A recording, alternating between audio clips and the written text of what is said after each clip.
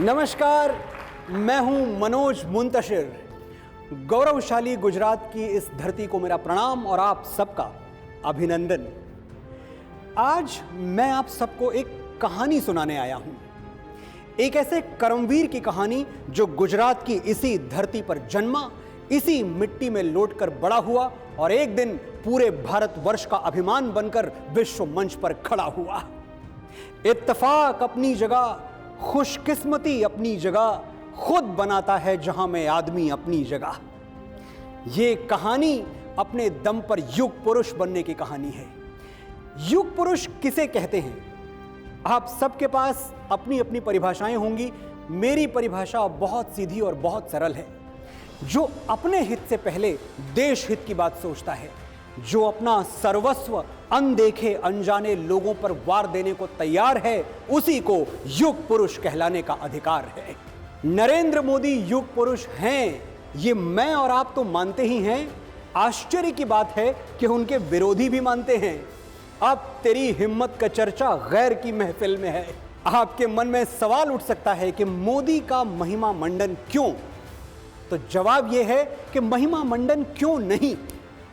क्यों उनका महिमा मंडन ना किया जाए जिन्होंने पूरे विश्व में हम भारतवासियों का मस्तक ऊंचा किया है, जो पिछले 8 सालों से हमारे कनस्तर में गेहूं और हृदय में स्वाभिमान भर रहे हैं, निस्वार्थ भाव से मेरे और आपके लिए दिन के 18 घंटे काम कर रहे हैं। बदला क्या है? बदला यह है कि सपने तो हम पहले भी देखते थे, लेकिन अब लगता है कि सपनों का सच होना, भारत का विश्व गुरु कहलाना और अगले 25 वर्षों में दुनिया की सबसे बड़ी महाशक्ति बन के दिखाना, ये सब मोदी है तो मुमकिन है। बधाई हो, आज हमारे प्रधान सेवक का जन्मदिन है।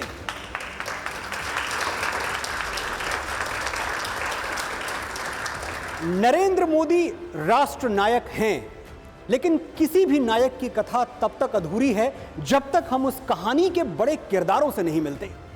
आज मैं आपको मिलाऊंगा उन लोगों से जिन्होंने सड़क से संसद तक मोदी जी की यात्रा देखी है, उन्हें एक कार्यकर्ता से प्रधानमंत्री बनते हुए देखा है।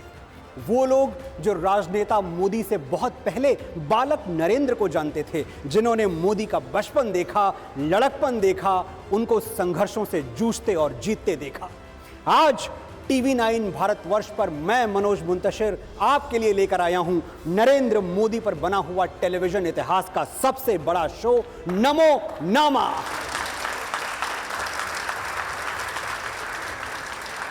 प्रधानमंत्री नरेंद्र मोदी का राजनीतिक संघर्ष कैसा था?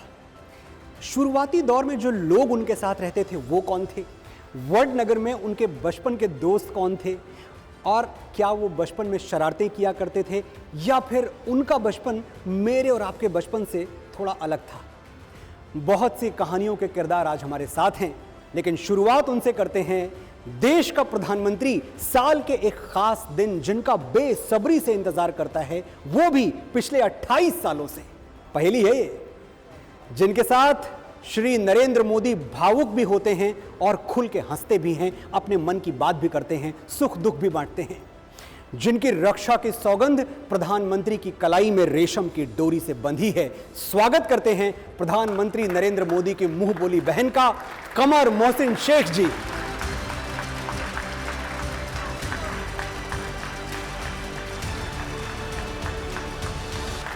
नमस्ते कमर जी। नमस्ते। नमस्ते भैया, कैसे हैं आप? मैं बहुत अच्छा हूं। और सबसे पहले ये बात हम आगे बढ़ाएं, इससे पहले मैं एक हक चाहता हूं आपसे कि मुझे आप दीदी कहने की इजाज़त दे दें। पूरी इजाज़त है। दीदी हैं आप मेरी? दीदी कहें, कुछ भी कहें, अम्मा कहें, कुछ भी कहें, सब मंजूर है। ज़रूर कहिए। मैं दीदी ही कहूँगा। जी। बहुत बहुत अच्छा लग रहा है आपको देख के।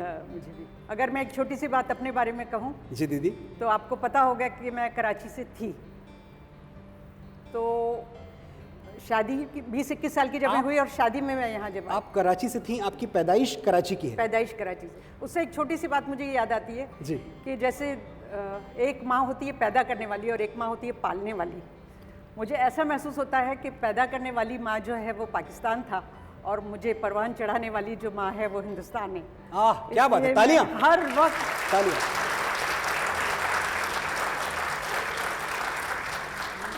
मुझे हर वक्त ये महसूस होता है कि यहाँ आके जो मुझे प्यार मिला है जी। वो शायद मुझे इतना वहाँ नहीं मिलता जितना यहाँ मिला है, और मुझे इसी बात पर बहुत रोना आ जाता है और अफसोस। तो मैं ये चाहती हूँ कि मैं भी उसी मिट्टी में मिल जाऊँ जो आपने लिखा है। आप उस मिट्टी की बेटी हैं, और ये तो आप जानती हैं कि ये देश बहुत प्यार करता है आपको। जी हाँ, बिल्कुल जानती हूँ मैं। अच्छा, एक बात बताएं, ये कराची का कनेक्शन क्या है? मतलब आपका जन्म कराची में हुआ? मेरा जन्म कराची में हुआ जी। और शादी जब मेरी हुई तो मैं 20-21 साल की थी जब हिंदुस्तान आई थी। आज मुझे हिंदुस्तान में आए हुए 42 ईयर्स हो गए। 42 साल हो गए। जी, जितना मैं वहाँ नहीं रही जितना यहाँ हो गई। मैं पक्की हिंदुस्तानी हूँ। दीदी, मुझे एक बात बताएं, आप आपकी पहली मुलाकात मोदी जी से कहाँ हुई? जब हम लोग इंडिया आए और आने के बाद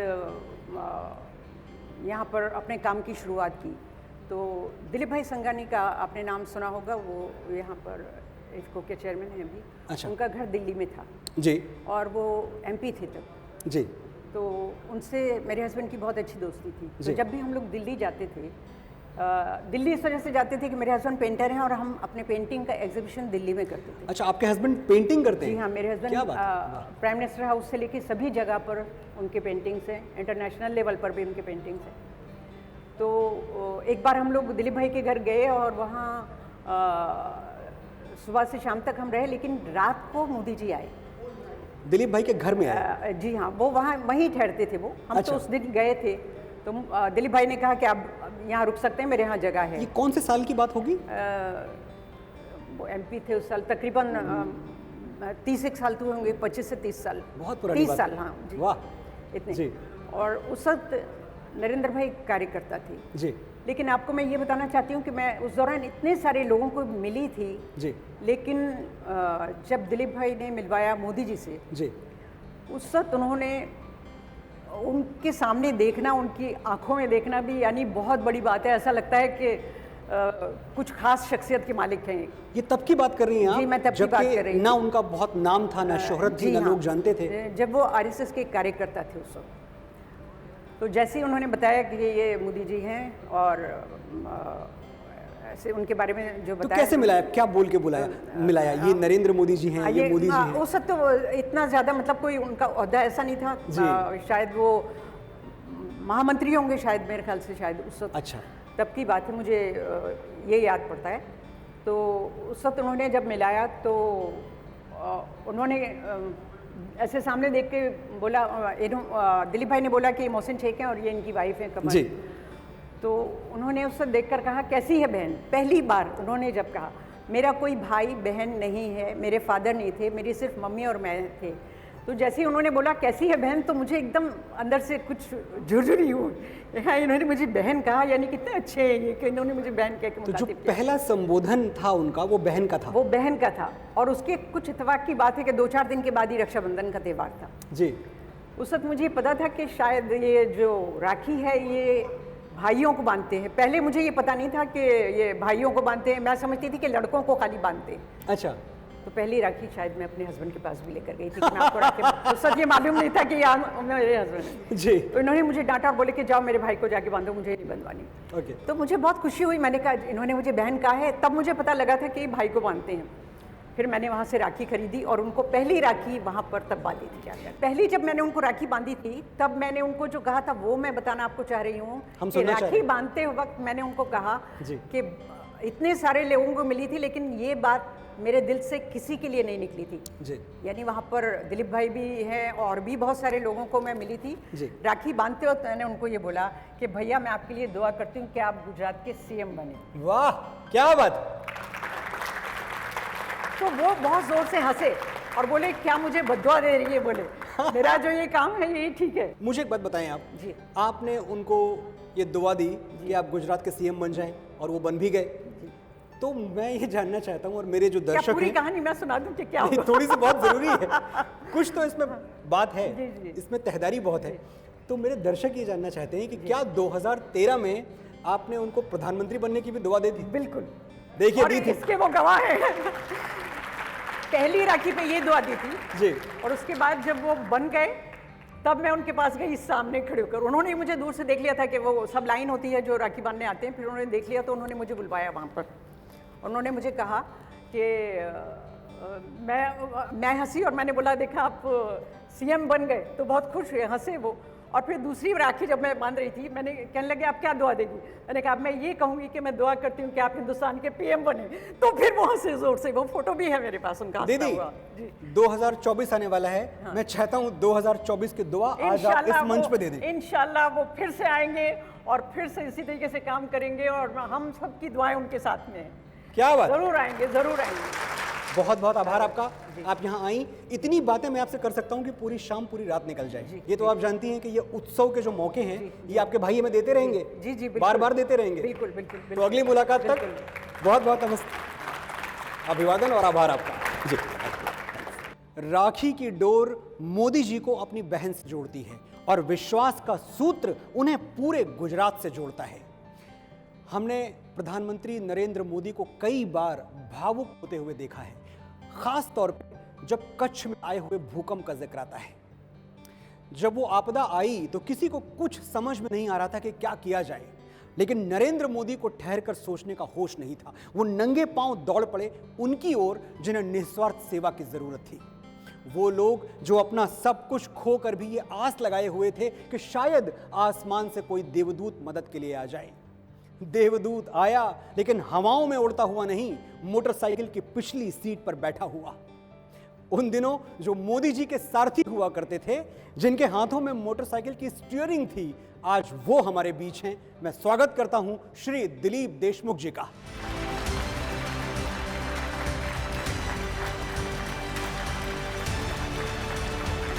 आइए सर, बहुत बहुत स्वागत आपका।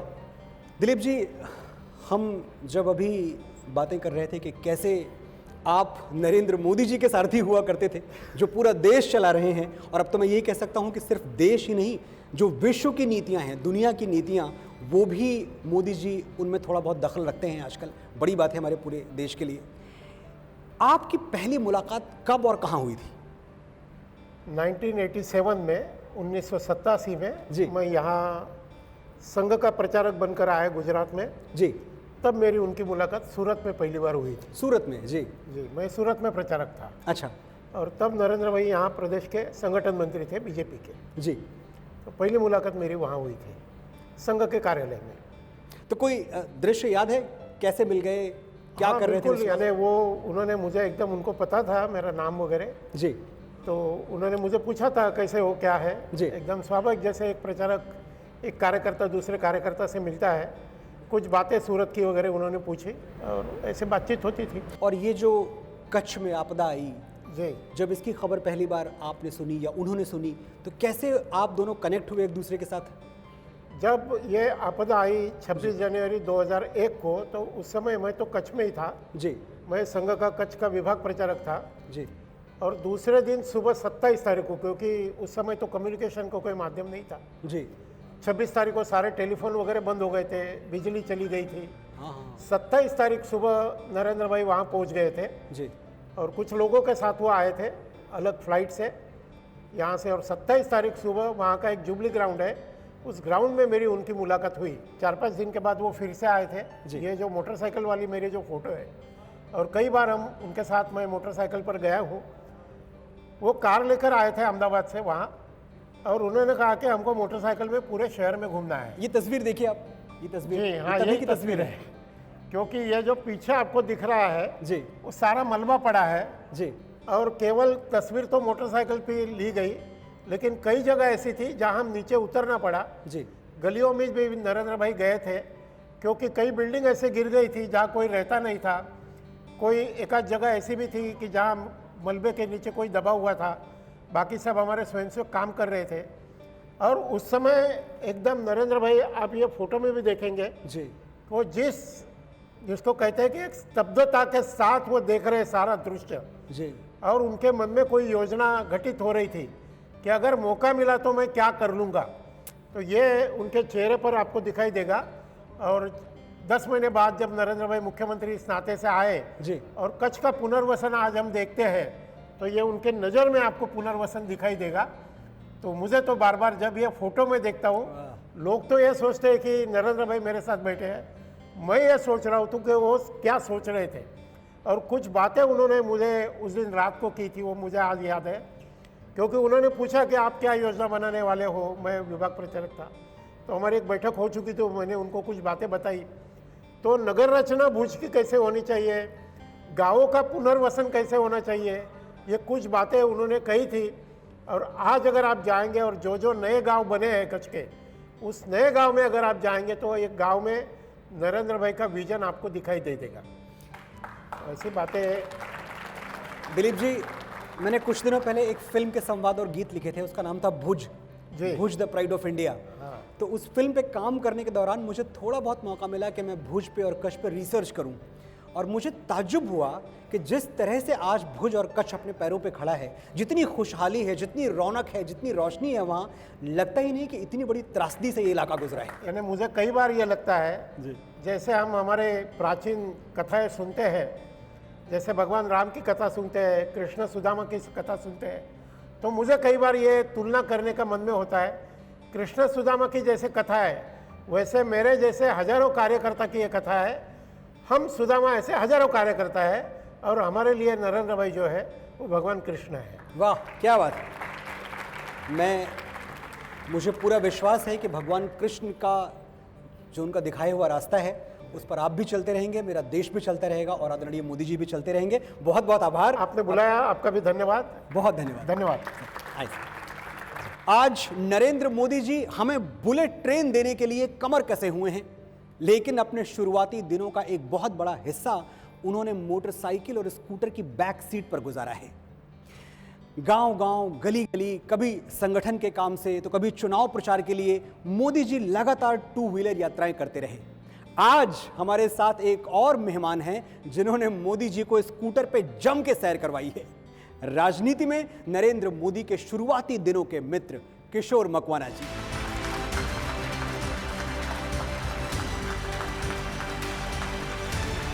नमस्कार, आए। कैसे हैं किशोर जी? बहुत बहुत आपका स्वागत TV9 भारतवर्ष पर। यहाँ जो भी मेहमान आ रहे हैं, मैं उनसे बार बार एक ही सवाल पूछ रहा हूँ। मैं जानता हूँ सवाल रिपीटेटिव है, लेकिन उस सवाल में इतना मजा है कि पूछे बिना मैं रह नहीं पाता। तो सवाल आपसे भी वही है कि पहली बार किशोर मकवाना जी की मुलाकात नरेंद्र मोदी जी से कहाँ और कैसे हुई? यहाँ अहमदाबाद से 40 किलोमीटर दूर धौलका एक छोटा सा नगर है। धौलका जी, धौलका तालुका है सेंटर मुख्यतः। तो वहाँ पर मैं 12वीं कक्षा में पढ़ता था उस समय, और नरेंद्र भाई हमारे विभाग प्रचारक थे। अच्छा। संघ में 3 जिलों को मिलाकर एक विभाग बनता है, उसके वो विभाग प्रचारक थे संघ के। अच्छा। तो इस नाते वो वहाँ पर उनका प्रवास वगैरह रहता था। महीने में शायद 2-3 बार आते थे वो। ST जो स्टेट ट्रांसपोर्ट की बस है उसमें बैठ के वो वहाँ पर आते थे उस समय। अच्छा। ओ हाँ, नरेंद्र भाई तो वहाँ पर आते थे। तो उस समय मैं नया नया संघ की शाखा में जाता था, तो किसी ने कहा कि आज नरेंद्र भाई हमारे जो प्रचारक हैं उनका बौद्धिक है मकर संक्रांति उत्सव का। ओ तो पहली बार मैंने उनका मकर संक्रांति उत्सव पर उनका बौद्धिक सुना। तो ये बौद्धिक जो आपने बात की, मैं अपने दर्शकों को बता दूं कि बौद्धिक का मतलब आपने उनका भाषण सुना, प्रवचन सुना। हाँ। जी जी। बड़ी आत्मीयता से उन्होंने हमारा परिचय पूछा, क्या है, क्या पढ़ते हो। पहला परिचय वो था। बस उसी समय से हम उनके एकदम आत्मीय बन गए। हमारे वहाँ एक भिखा भाई थे जी, भिखा भाई चौहान जी, उनका एक स्कूटर था। अच्छा। तो नरेंद्र भाई अच्छा स्कूटर चलाते थे, तो उनके स्कूटर पे उनको जहाँ जहाँ जाना था संपर्क में, तो हम उनके पीछे बैठ जाते और जाते। तो इस प्रकार धौलका में कई बार उनके स्कूटर पे बैठ के हमने बहुत संपर्क वगैरह किया है। तो बात में तो काफ़ी हमारा मिलना जुलना होता रहा जी। कुछ बदला नहीं? कुछ नहीं बदला, आज भी नहीं बदला।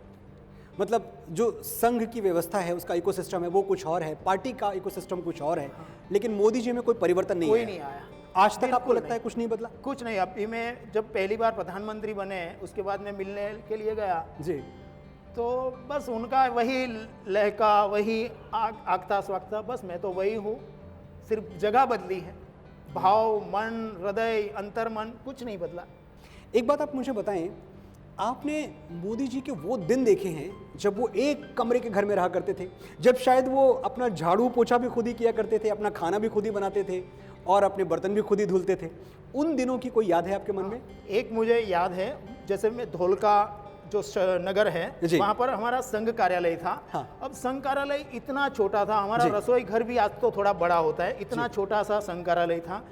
तो रात को जब सोने के लिए बिस्तर बिछा के सोते थे तो नरेंद्र भाई के जो पैर थे वो सामने वाली दीवार से छू जाते थे। तो ओ, इतना छोटा छोटा था तो सोने में मज़ा नहीं आता था। तो वो कई बार कहते थे कि चलो ऊपर छत पे चले जाते हैं। तो वो छत जो थी ना वो टीन की थी जी। तो जब सुबह में उठते तो बताते पीठ पे वो डिज़ाइन वो होता है ना, हाँ, टीन उसका की जो कर्व है। वो डिज़ाइन उनके पीठ पे अंकित हो जाती। तो ऐसे दिन भी थे। आज देखिए कि जैसे खुद कभी टीन की छत पे सोना पड़ता था, हाँ। आज वो हजारों लाखों करोड़ों लोगों को उनके सर पे छत दे रहा है। हाँ। मैं चाहता हूं एक बार मोदी जी के सम्मान में तालियां बजा दी जाए। दूसरा, उनका अंतर्मन कितना भावुक रहता है। जी।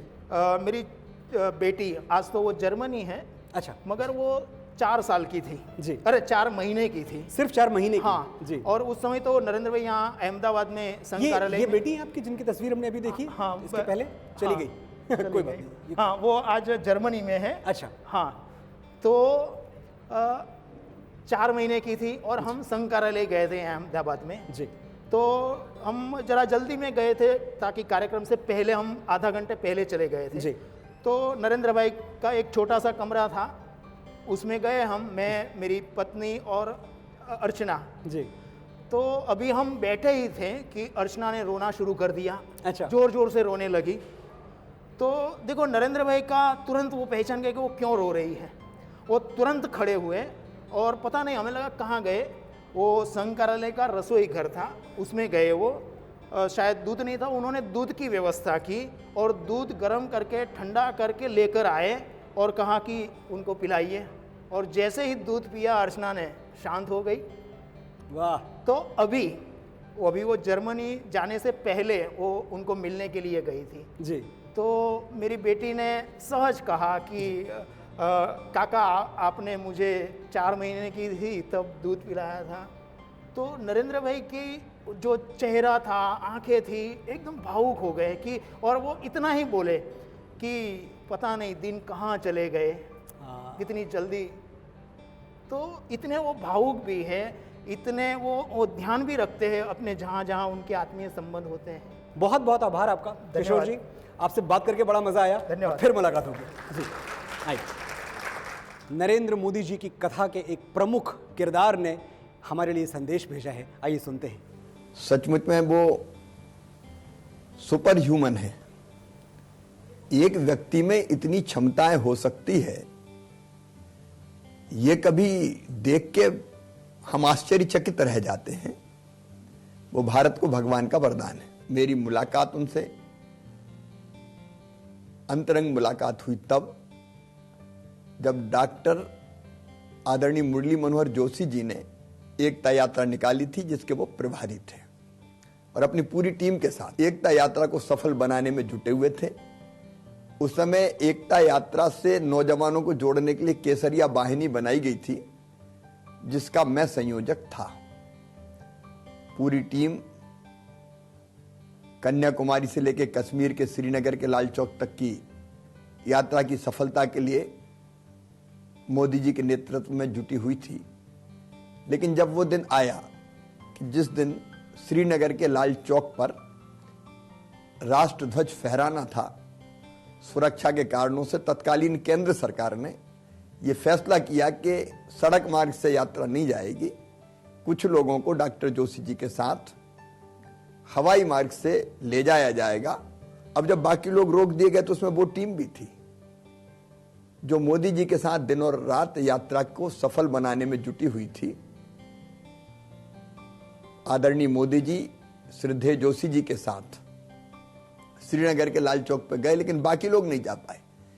और जब लौट के तिरंगा झंडा फहरा के जम्मू आए तो बोलते बोलते आदरणीय मोदी जी का गला रुंध गया, आंखों से आंसू की धारा प्रवाहित होने लगी और उन्होंने कहा कि मेरे वो साथी जो दिन और रात यात्रा को सफल बनाने में लगे रहे, रात भर यहाँ बैठ कर रोते रहे, और उनका कष्ट रोते इसलिए रहे कि वो तिरंगा झंडा फहराने के साक्षी नहीं बने, और उनका कष्ट बयान करते करते मोदी जी स्वयं रो पड़े। तब ये लगा कि कई बार ऊपर से कठोर दिखने वाले मोदी जी कितने नरम दिल हैं, कितने संवेदनशील व्यक्ति हैं। नरेंद्र मोदी शुरू से निडर थे, इसमें कोई शक नहीं है, लेकिन अगर मैं कहूं कि कोई ऐसा था जिससे मोदी जी डरते थे, आप मानेंगे? ये कुर्सी उन्हीं के लिए लगवाई हुई है जिनसे हमारे प्रधानमंत्री जी डरा करते थे। स्वागत करिए नरेंद्र मोदी के स्कूल टीचर श्री प्रहलाद पटेल जी का।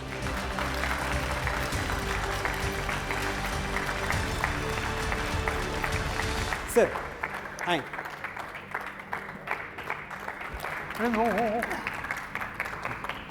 बैठे। सर मैं आपको सर कहूंगा। आप इस देश की सबसे बड़ी शख्सियत के अध्यापक रहे हैं, तो हम सब भी आपको अध्यापक के तौर पे ही देखते हैं। जितने लोग आपको टेलीविजन पे देख रहे हैं, उन सब के सर श्रद्धा में झुके हुए हैं कि आपने इस देश को नरेंद्र मोदी दिया। आपका विद्यार्थी इस देश की सबसे बड़ी कुर्सी पे बैठा, कितनों का कल्याण किया, कितनों का भला किया।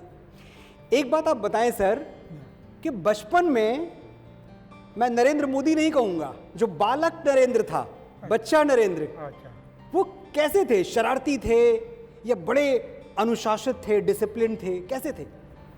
बड़ा होनहार लड़का था, ऐसा मुझे मालूम पड़ गया था। अच्छा, तभी पता चल गया था? ओ, ये इसके जो कार्य सिद्धि, कार्य लोगों के साथ व्यवहार, बचपन उम्र के साथ जी अच्छा था, इसीलिए मुझे ऐसा लगता है कि कुछ बनेगा। तो आपको तभी से ऐसा लगना शुरू हो गया था कि आगे जाके ये बहुत नाम करने वाले हैं, बहुत बड़े आदमी बनने वाले हैं? ये तो स्वाभाविक ही ये लगता है ना जी। नरेंद्र मोदी जी को आपने कौन से विषय पढ़ाए थे, कौन से सब्जेक्ट्स पढ़ाए थे? मैंने गुजराती और संस्कृत दोनों पढ़ाए थे। अच्छा, गुजराती भी पढ़ाए? वक्तृत्व का गढ़तर भी मैंने किया था।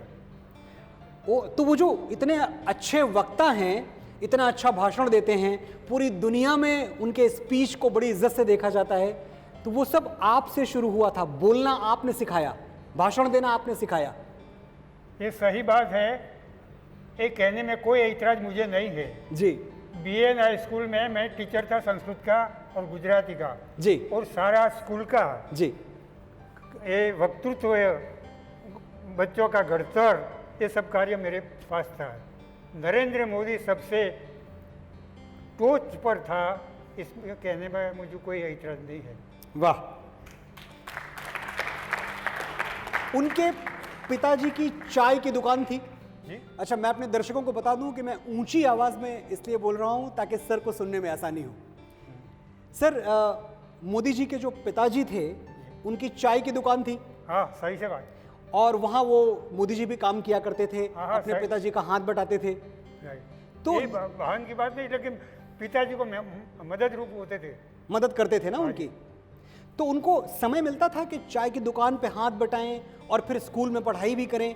इतना टाइम कैसे निकलता था? ये बाजू में ही स्कूल थी, तो जब समय मिलता तो पिताजी से मिलता, अच्छा, मदद रूप होने के लिए। तो आपको इस पे कभी आश्चर्य नहीं हुआ कि एक लड़का जो अपने पिता का हाथ भी बटा रहा है, घर के काम में भी सहयोग कर रहा है, वो इतना अच्छा विद्यार्थी भी है? ये तो सही बात है, मैंने गुजराती और संस्कृत जो वर्गों में पढ़ाया जी, प्रथम नज़र से ही मुझे मालूम पड़ गया कि इसमें कुछ जवाहरात है। ये मानना पड़ेगा कि आचार्य चाणक्य ने आज से 2400 वर्ष पहले कह दिया था कि शिक्षक साधारण नहीं होता। एकदम सच है, शिक्षक साधारण नहीं होता। कभी ऐसा हुआ कि जो आपका सब्जेक्ट है उसके दौरान कभी ऐसी कोई परिस्थिति आई हो कि आपको डांटना पड़ा हो मोदी जी को बचपन में?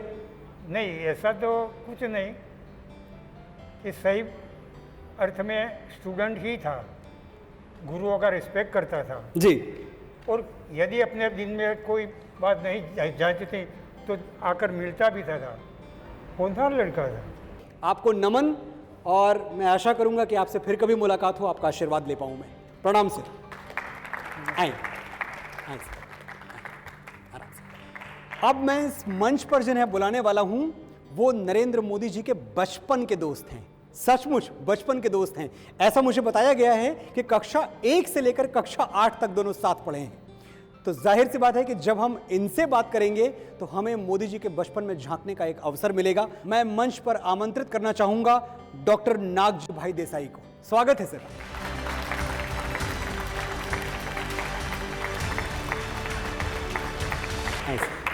नमस्कार सर। नमस्कार सर। डॉक्टर नागजी भाई, बहुत बहुत स्वागत आपका हमारे इस मंच पे। शुक्रिया। बहुत बड़ा दिन है, आपके मित्र का जन्मदिवस है, सारा उत्सव उसी के लिए है। टीवी 9 भारतवर्ष ने ये पूरी शाम सजा रखी है और मैं इस मंच पे बहुत देर से बोले चला जा रहा हूँ। अब एक ऐसा वक्त आ गया है कि मैं चुप हो जाऊं और आप बोलें, क्योंकि हम सबको और इस पूरे देश को ये जानना है कि बचपन के मोदी कैसे थे। मैं डॉक्टर नागजीभाई देसाई जी पूर्व प्रमुख वडनगर नटरबाड़ीरा और माननीय श्री नरेंद्र भाई जी 8 धोरण से 11 धोरण तक साथ में रहे, साथ में पढ़े और साथ में खेले। 8 धोरण से 11 धोरण ओल्ड एसएससी तक, पहली कक्षा से 11वीं कक्षा तक 11वीं आप कक्षा साथ में तक। रहे। वाह, बहुत लंबा साथ रहा बचपन का। और बचपन से ही माननीय श्री नरेंद्र भाई चपड़, चंचल और कुशल विद्यार्थी थे अच्छा, और उसको स्पष्ट व्यक्ता थे, त्वरित निर्णय लेने वाले थे, सत्य से आ रही थे और स्वच्छता से आ रही थे और खादी से आ रही थे। बचपन से वो टूटी बॉय वाला शर्ट और चड्डी पहनते थे। अच्छा, और बाद में हम 1 से 7 धोरण तक प्राइमरी स्कूल में पढ़े और 8 से 11 तक बीएन स्कूल में पढ़े। तो वो जो कपड़े पहनते थे वो स्वच्छ और सुंदर कपड़ों का उसको शौक था जी। वो बचपन में हम जहाँ पढ़ते थे बीएन स्कूल में, इसके पीछे रेलवे स्टेशन पर नरेंद्र भाई की चाची तितली थी। तो जब हम रिसेस में चाची तितली पे जाते थे और मैं और नरेंद्र भाई साथ में रेलवे के पैसेंजरों को चाय बेचते थे। तो आप ये कह रहे हैं सर कि आपने नरेंद्र मोदी जी के साथ बचपन में चाय बेची है? हाँ, बेची है। क्या बात है, ये सूचना नरेंद्र भाई के साथ में। में, वाह, नरेंद्र भाई ने मैंने साथ में ही चाय बेची है। और तितली पर हम जब समय हमको मिलता तो हम और नरेंद्र भाई दोनों रेलवे स्टेशन पे चाची होटल में जाते हैं, खुद चाय बेचते हैं और खुद मुसाफर जो रेलवे के आते, तारणा हिल से अहमदाबाद रेलवे से थी, तो वो रेलवे पर हम खुद चाय भेजने वाले हम और नरेंद्र भाई थे। वाह, ये भारत के संविधान की ताकत है कि यहाँ एक चाय बेचने वाला देश की सर्वोच्च कुर्सी पे बैठ सकता है। इस संविधान को नमन है हमारा। सर, हमने ये सुना है कि जब स्कूल में जब आप साथ थे तो पढ़ाई के दौरान जब उनको थोड़ी छुट्टी मिलती, उनको थोड़ा समय मिलता, तो वो चाय की टपरी पे जाके अपने पिताजी की मदद करते थे, उनका हाथ बटाते थे। पिताजी के मदद के लिए हम जाते, हम भी साथ में आप भी जाते थे साथ में? और पिताजी की मदद के लिए हम जाते। नरेंद्र भाई का कुटुंब जी एक साधारण मध्यम कुटुंब था। जी बिल्कुल। चाची चाय बेचते, चाची होटल चलाते, भोजन इसके पिताजी चलाते थे। और दादा दामोदर दास जी बहुत सी मेहनत करके उसको पढ़ाए थे। 11 धोरण तक वो बहुत होशियार विद्यार्थी थे जी, कुशल थे, चप्पल थे। और नरेंद्र भाई एकदम निडर आदमी थे जी। हमारे शहर में समिष्टा तालाब है। अच्छा, हाँ, समिष्टा तालाब में वो तैरने का शौक था। जी। नरेंद्र भाई को तैरने का शौक था। तालाब में तैरने का शौक हाँ था। हाँ, तालाब में तैरने का शौक था, तो वो तालाब में तैरते थे और उसके पास एक मदर का बच्चा आया। जी। वो मदर का बच्चा को लेकर नरेंद्र भाई उन्हें घर पे गया, तो हीराबा ने किया, आज नरेंद्र तूने आज क्या किया? वो मदर के बच्चे को इधर लेके आया, मगर के बच्चे को तालाब से निकाल के ले आए। ले आए पोताने घर पे। ये आपके सामने की घटना है, आपने देखा अपनी आंखों से? हाँ, सामने की घटना है। और हीराबा ने बोला कि नरेंद्र भाई तुमने डर लगा नहीं? वो मदर के बच्चे को आप लेकर इधर आए, आप उसको छोड़ के आओ समिष्टा तालाब में। जी।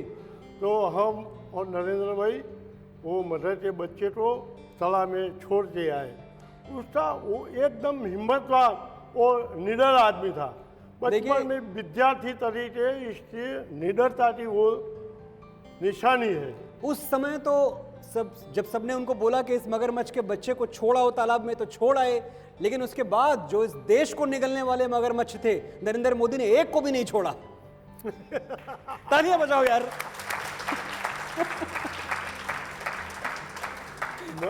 मैं और नरेंद्र भाई जी। बीएन हॉस्टल में पढ़ते थे। अच्छा। 8वां दौर में। जी जी जी। और स्कूल तरफ से जी। भरथुआरी राजा का नाटक बजाने वाले थे। जी। तो वो आचार्य ने बोला कि नरेंद्र भाई को भरथुआरी का पात्र दो। भर्तहरि का? ओ, भरथुआरी का पात्र दो।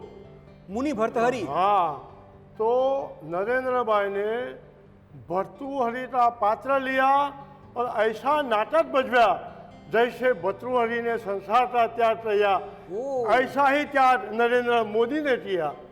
भर्तृहरि का पात्र इसलिए पसंद किया, वो अभी भी राजा है, देश का राजा है। भर्तृहरि जैसा बिन सन्यासी आदमी है और उससे संसार का त्याग कर दिया। क्या बात है, क्या बात है। नागजी भाई बहुत बहुत शुक्रिया, बहुत आभार आपका यहाँ आने के लिए।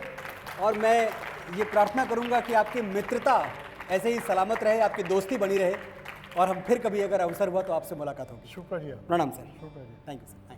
हमें एक और संदेश प्राप्त हुआ है उनसे जिनका मोदी जी की जीवन यात्रा में बहुत बड़ा योगदान है। आइए सुनते हैं। प्रधानमंत्री मोदी जी सदैव और सजीव संपर्क में रहते हैं कार्यकर्ताओं के साथ, और उनके ऑफिस में इसकी भरपूर व्यवस्था है, और हर चीज़ को रिस्पॉन्ड करना उनके ऑफिस और उनके द्वारा किया जाता है। प्रधानमंत्री जी का सजीव संपर्क के बारे में अगर मैं बात करूं, तो कोई भी उनका दौरा होता है तो उसके पहले वो हमेशा पार्टी को बताते हैं कि मैं वहाँ जाने वाला हूँ, और वहाँ पर पार्टी की दृष्टि से मेरा क्या उपयोग हो सकता है।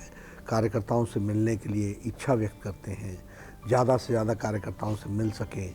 कौन हेलीकॉप्टर से उतर करके उस समय कुछ लोगों से मुलाकात हो जाए, कुछ से मंच के पास मुलाकात हो जाए, कुछ के साथ और कहीं मुलाकात हो जाए, फिर अलग से बैठ करके भी बातचीत करते हैं। ये उनका कार्यकर्ता के प्रति जो समर्पण है वह प्रतिलक्षित करता है।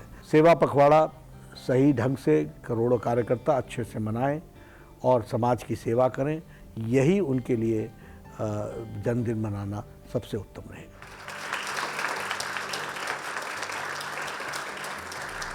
इमरजेंसी से मोदी जी का एक गहरा रिश्ता है।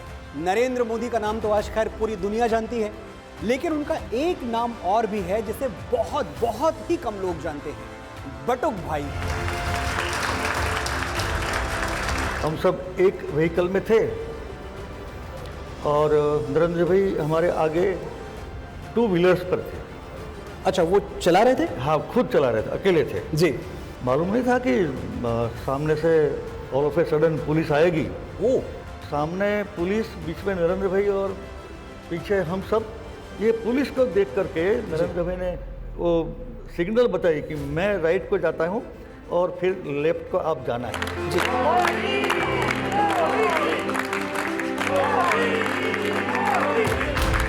रोज आते थे नरेंद्र भाई एक बाइक लेकर, और वहाँ नीचे एक आइसक्रीम की दुकान थी, और उन दिनों में एक बड़ा अच्छा आइसक्रीम मिलता था, पाइनएप्पल पंच। पाइनएप्पल पंच? यस। अच्छा। आज नहीं मिलता। अच्छा। आज नहीं मिलता है। आइसक्रीम के साथ हम राष्ट्र की चर्चा करते हैं। वाह, क्या बात है। Either he has gift of God or he is a gift of God. वाह।